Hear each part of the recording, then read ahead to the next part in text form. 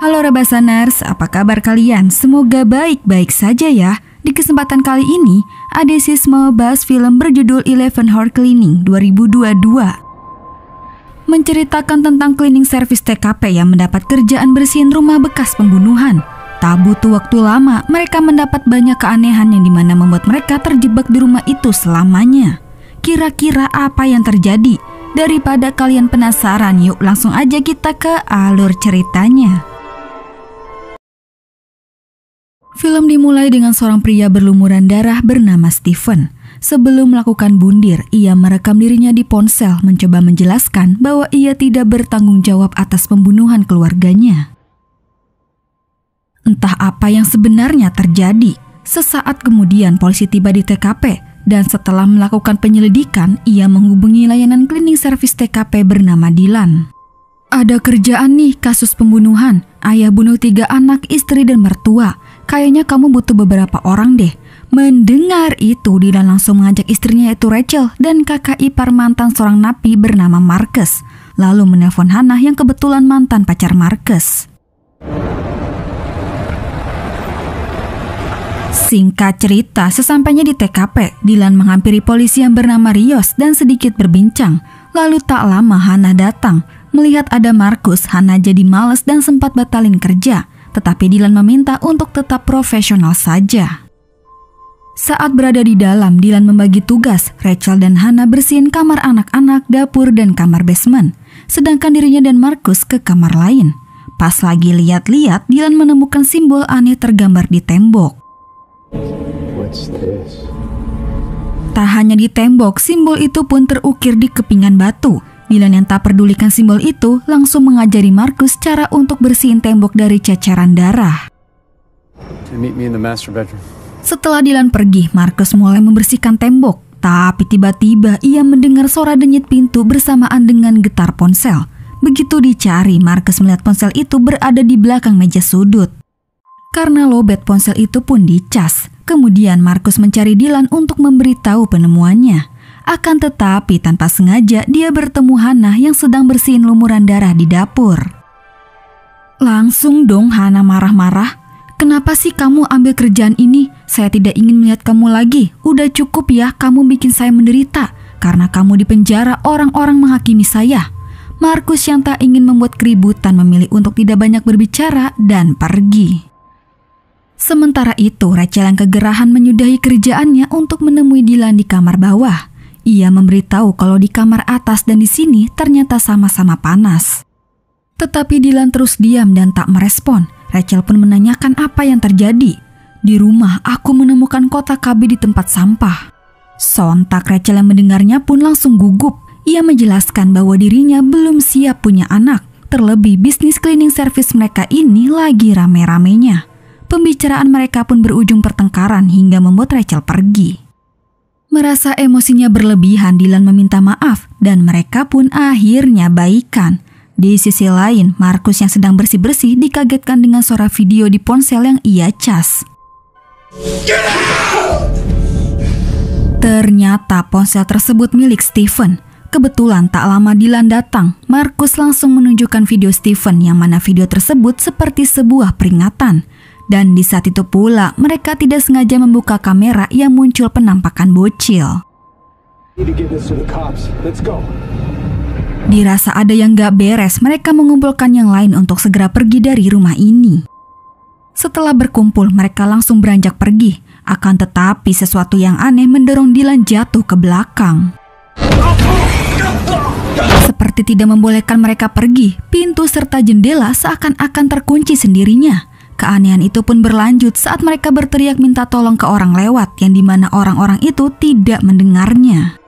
Ketika mereka saling memperdebatkan keanehan ini, Dylan melihat simbol aneh itu lagi di pintu. Ternyata simbol tersebut tersebar di seluruh rumah.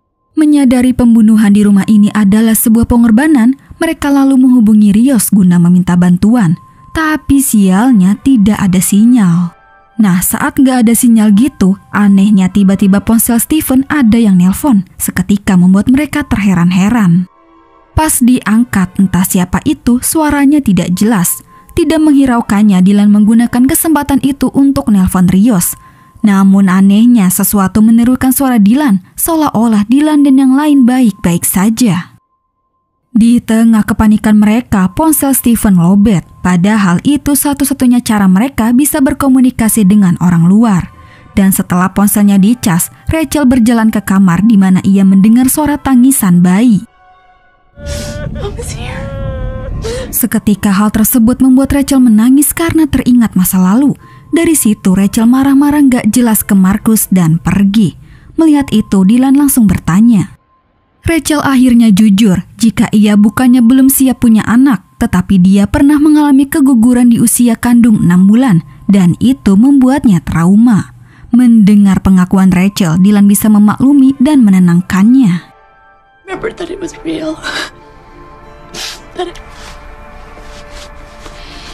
Tidak lama kemudian datanglah Kang Paket. Ditengok-tengok kok gak ada orang, padahal mereka yang terjebak berusaha teriak, tapi ya percuma saja. Kang Paket menganggap rumah itu kosong. Lalu tak lama Kang Paket pergi. Sementara mereka yang berusaha buka pintu akhirnya berhasil. Akan tetapi mereka semua terkejut melihat ruangan yang sama, seolah-olah rumah ini memiliki 2 dunia. Rachel berusaha mendekat, begitu dia mau kembali, Rachel seperti ditarik.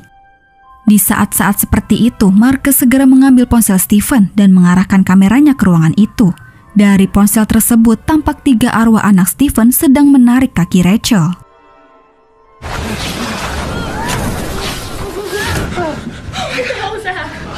Tentang semuanya apa yang terjadi, awalnya mereka bingung bagaimana cara menghentikan keanehan ini. Setelah dipikir-pikir, Dylan berasumsi jika simbol-simbol yang tersebar adalah sebuah perlindungan. Untuk mencari tahu lebih lanjut, mereka melihat video-video Stephen, mana tahu ada petunjuk. Dalam vlognya, Stephen memberitahu bahwa dia membeli sebuah artefak kepingan Nordik kuno dari seorang penjelajah Swedia. Namun suatu hari, iblis Nordik kuno meneror keluarga Stephen. Dia percaya jika setiap orang memegang satu kepingan dan tidak dilepaskan, maka akan terlindung dari iblis. Namun dikarenakan keluarganya terlalu takut dengan iblis itu, makanya mereka membuang kepingan dan yang terjadi tewas mengenaskan. Setelah mengetahui semuanya, mereka ke ruang kerja Stephen guna mencari kebenaran benda tersebut. Dalam sebuah buku sejarah, Nordik kuno bisa memberikan iblisnya keabadian dengan cara membuat orang-orang di sekitarnya gila oleh rasa ketakutan terbesarnya sendiri melalui halusinasi yang mengerikan. Ternyata apa yang tertulis di buku itu mereka sedang alami. Lalu cara satu-satunya untuk menghentikan si iblis yaitu menghancurkan total Nordik kuno. Tiba-tiba Dylan merasakan sakit kepala yang luar biasa sampai-sampai mengalami buta.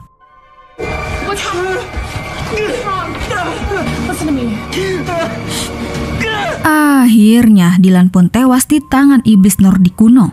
Untuk menjaga Rachel, Marcus memberikan satu kepingan yang ia temukan di ruang kerja Stephen. Kemudian bersama-sama mencari kepingan lain yang dimulai dari kamar basement.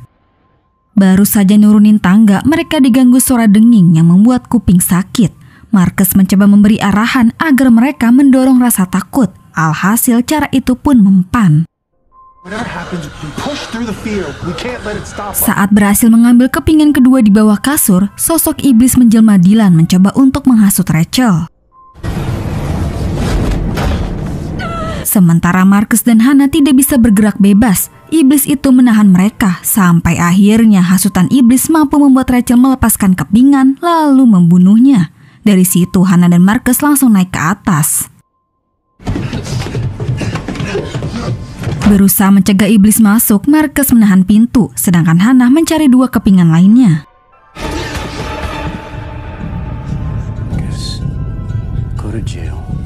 Tepat pada waktunya, Marcus datang sebelum Hannah berhasil dihasut iblis yang tadi menjelma Dylan.